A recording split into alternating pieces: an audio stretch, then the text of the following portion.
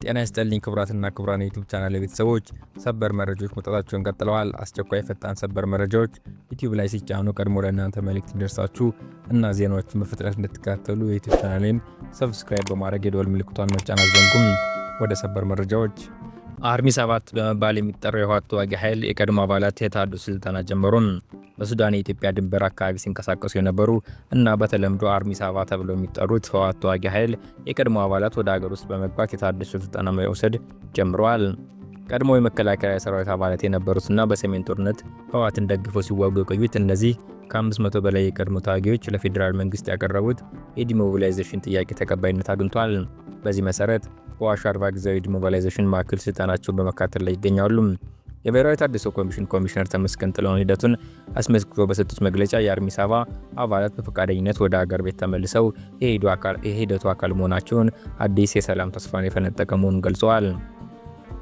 ኮሚሽነሩ አክለውም እስካሁን በሀገር አቀፍ ደረጃ ከ85000 በላይ በትግራይ ክልል ደግሞ ከ33000 በላይ የቀድሞ ተዋጊዎችን ወደ ሰላማዊ ህይወት መመለስ መቻሉን አስታውቋል።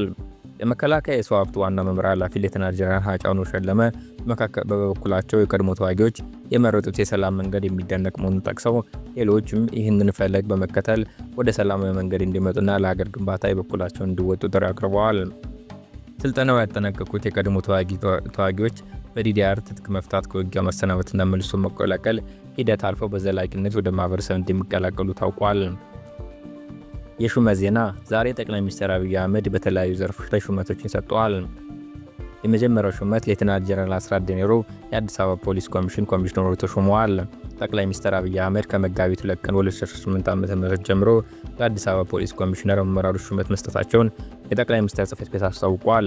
በዚህ መሰረት ሌተናል ጀነራል አስራት ዴኔሮ የአዲስ አበባ ፖሊስ ኮሚሽን ኮሚሽነር፣ ረዳት ኮሚሽነር ቶፊቅ መደድ የአዲስ አበባ ፖሊስ ኮሚሽን ምክትል ኮሚሽነር፣ አቶ ኢርዚቅ ኢሳ የአዲስ አበባ ፖሊስ ኮሚሽን ምክትል ኮሚሽነር ሆነው ተሾመዋል። የአዲስ አበባ ፖሊስ ኮሚሽነር ሌተናል ጀነራል አስራት ዴኔሮ በሀገር መከላከያ ሰራዊት ውስጥ በአመራርነት አገልግለዋል።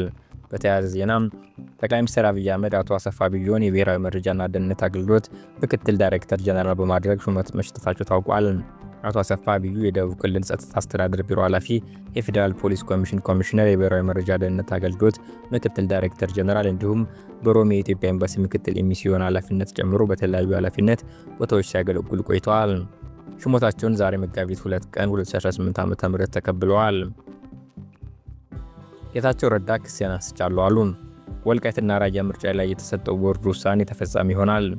የፌዴራል ከፍተኛ ፍርድ ቤት የኢትዮጵያ ብሔራዊ ምርጫ ቦርድ በወልቃይት ጠለምትና ራያ አካባቢዎች ላይ ያሳለፈውን ውሳኔ በተመለከተ ለዛሬ ከሰዓት ቀጠሮ ይዞ ነበር።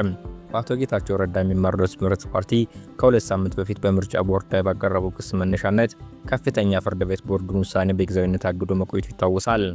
በዛሬው ዕለት ከሰዓት በኋላ 8 ተኩል በነበረው የፍርድ ቤት ውሎ ኮሎኔል ደመቀ ዘውዱን ጨምሮ በክሱ ላይ ጣልቃ ለመግባት ጥያቄ ያቀረቡ 3 የማንነት አስመላሽ ኮሚቴ ተወካዮች እንዲሁም የተለያዩ የፖለቲካ ፓርቲ ተወካዮች በችሎቱ ተገኝተዋል።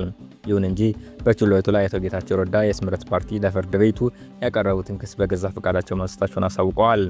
በመሰረቱ የፌዴሬሽን ምክር ቤት የሰጠውን ውሳኔ በመቃወም ወደ ፍርድ ቤት መሄዱ አግባብ እንዳልነበር ሲገልጹ የቆዩ ሲሆን አቶ ጌታቸው ረዳም ያቀረቡት ክስ እንደማያስኬድ በማመን ዛሬ ሀሳባቸውን በመቀየር ክሳቸውን አቋርጠዋል። በመሆኑም ክሳቸውን በፍላጎታቸው ማንሳታቸውን ለፍርድ ቤቱ በማሳወቃቸው በጊዜያዊነት ታግዶ የቆየ የምርጫ ቦርድ ውሳኔ በቀጥታ ተፈጻሚነት ይኖረዋል። ያክለውም አቶ ጌታቸው ጉዳዩ በአስተዳደራዊ መንገድ እንዲታይላቸው ጥያቄ ማቅረባቸው ተገልጿል። ኢራን በጦርነቱ በደረሰባት ጉዳት የተነሳ በሆርሙዝ ባህር ዳርቻ በሚያልፉ መርከቦች ላይ ግብር ልትጥል እንደምትችል ተሰማ። ጦርነቱ እየተባባሰ በሄደ ቁጥር ዩናይትድ ስቴትስ ኢራንን የነዳጅ ዘርፍ ኢላማ በማድረግ ትችል እንደሆነ ጥያቄዎች እየተነሱ ባሉበት በዚህ ወቅት በቴህራን ዩኒቨርሲቲ የዓለም ጥናት ፋካልቲ የፖለቲካ ተንታኝ ፎዋድ ኢዛዲ የኢራን ባለስልጣናት ግጭቱን ኢኮኖሚያዊ ወጪ መመለሱን በማረጋገጥ ላይ ያተኮሩ ናቸው ብለዋል።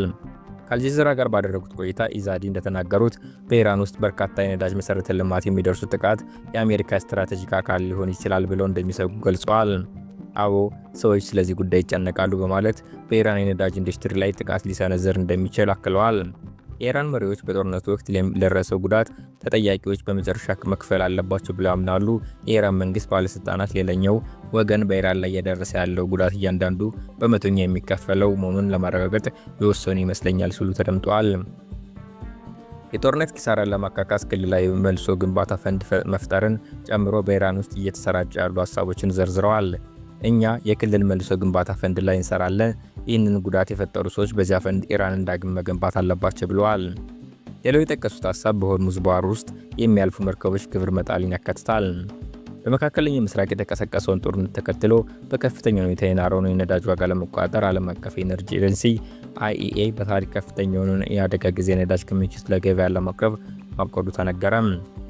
ይህ የታቀደው የነዳጅ ልቀት እንደ አውሮፓውያን አቆጣጠር በ2022 ሩሲያ ዩክሬን መወረሯን ተከትሎ ለገበያ ከቀረበው 182 ሚሊዮን በርሜል በላይ እንደሚሆን የሚጠበቅ ሲሆን ይህም እስካሁን በታሪክ የተመዘገቡ ትልቁ የነዳጅ ክምችት ልቀት ያደርገዋል።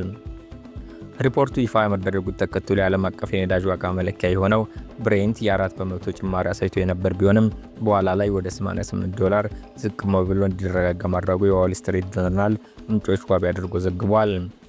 ይህ አስቸኳይ እርምጃ አስፈላጊ የሆነው በፋርስ ባህረ ሰላጤ አምራች ሀገራት ላይ በደረሰው የምርት ቅነሳ ምክንያት ከዓለም አቀፍ የነዳጅ ምርት ውስጥ 6 በመቶ የሚሆነው ከገበያ ውጭ በመሆኑ ነው።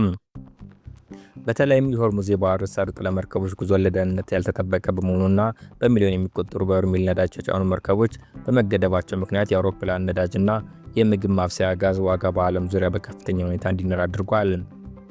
የቡድን 7 ሀገራትም ኤጀንሲው ይህንን የአደጋ ጊዜ ክምችት ለገበያ የሚያቀርብበትን ዝግጅት እንዲያጤና ቀደም ብለው ጠይቀው የነበረ ሲሆን የኤጀንሲው አባል የሆኑ 32 ሀገራትም ዛሬ ረቡዕ በሚያደርጉት ስብሰባ በጉዳዩ ላይ የመጨረሻ ውሳኔ ያሳልፋሉ ተብሎ ይጠበቃል። ባንግላዴሽ በአሁኑ ወቅት የገጠማትን ከፍተኛ ኃይል አቅርቦት እጥረት ለመቋቋም ትምህርት ቤቶቿንና ዩኒቨርሲቲዎቿን ከትምህርት ሰሌዳው ቀድመው እንዲዘጉ ወስናለች። ይህ ውሳኔ ሁሉንም የመንግስትና የግል ዩኒቨርሲቲዎች የሚመለከት ሲሆን በተቋማቱ ውስጥ የሚባክነውን የኤሌክትሪክ ኃይል ለመቀነስ ያለመ ነው። የባንግላዴሽ ኃይል አቅርቦት ዘርፍ በዓለም አቀፍ ደረጃ በናረው የነዳጅ ዋጋና በውጭ ምንዛሬ እጥረት ምክንያት ከፍተኛ ፈተና ገጥሞታል። በተጨማሪም የሀገሪቱ መንግስት በምሽት የሚበሩ የጎዳና መብራቶችን መቀነስ፣ የመንግስት መስሪያ ቤቶች የሥራ ሰዓት እንዲያጠር ማድረግና በገበያ ማዕከላት ላይ የኃይል አጠቃቀም ገደብ መጣልን የመሳሰሉ የቁጠባ እርምጃዎችን ተግባራዊ እያደረገ ነው። ኢራን በሃይፋ፣ ቴል አቪቭ፣ ኢየሩሳሌምና በኤርቢል ማናም በሚገኙ የአሜሪካ ጦር ሰፈሮች ላይ ጥቃት ሰነዘረች። በመካከለኛው ምስራቅ በሚገኙ የእስራኤልና የአሜሪካን ንብረቶች ላይ 37ኛውን ጥቃት ማዕበል በማካሄድ እጅግ በጣም ከባድ የሆነውን ክሩም ሻሪ ሚሳኤሎችን በመተኮስ ከ3 ሰዓታት በላይ የፈጀ ባለብዙ ሽፋን ጥቃት መፈጸሟን የኢራን አብዮታዊ ዘብ አስታውቋል። የፋርስ ዜና ወኪል ባሰራጨው የኢራን አብዮታዊ ዘብ መግለጫ መሰረት ከቴል አቪቭ በስተደቡብ የሚገኘው የሄልት ሳተላይት መገናኛ ማዕከል ለሁለተኛ ጊዜ እንዲሁም በዚራ ያዕቆብ በምዕራብ ኢየሩሳሌም እና በሃይፋ የሚገኙ ወታደራዊ ጣቢያዎችን ኢላማ አድርገዋል ብለዋል። በኢራቅ ኤርቢል በሚገኙ የአሜሪካ ጦር ሰፈሮችና በባህሬን ማናም የሚገኙ 5ኛ የባህር ኃይል መርከቦች ዋና መስሪያ ቤት ከባድ ጥቃት ገጥሞታል ብለዋል። የኢራን አብዮታዊ ዘብ ዓላማው እስኪሳካ ድረስ የተነጣጠሩና ኃይለኛ ጥቃቶችን ለመቀጠል ቃል ገብተዋል። በዚህም ጦርነት የምናስበው ስለ ጠላት ሙሉ እጅ መስጠት ብቻ ነው ሲል አክለዋል። ባጸፈው የእስራኤል ጦር በፈጸመው የአየር ጥቃት በቴህራን ባንክ ላይ ባደረሰው ጉዳት አንድ የባንክ ሰራተኛ ሕይወት ነጥቋል። ዜናዎችን እዚህ ላይ ፈጸምኩ። አብራችሁ ስለቆያችሁ አመሰግናለሁ።